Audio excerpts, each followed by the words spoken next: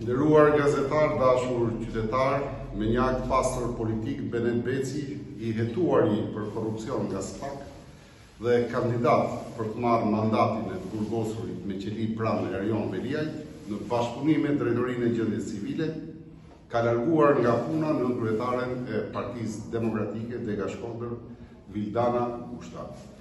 Justifikimi që ai sjell është banal dhe qesharak.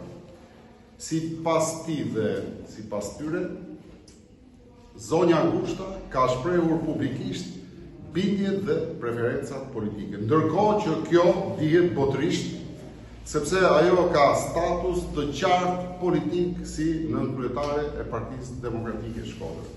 Pra shkurt dhe qartë, zonja Gushta është ekzekutuar për veprimtari armiqësore ndaj pushtetit dhe agitacion e propagandë.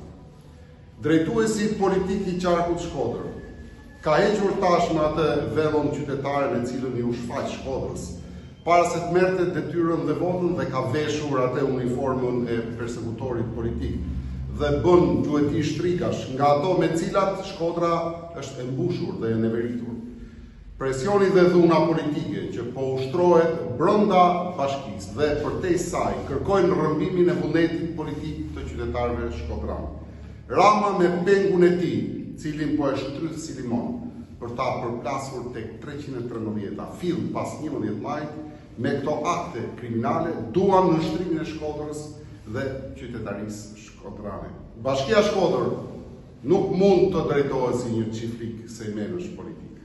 Akti i sotëm është preludi i largimit me turp i një pushteti që përgolitet në gramat e fundit dhe kërkon të mbajë peng të ardhmen e një Shkodre që nuk e kishin dhe nuk do ta kenë.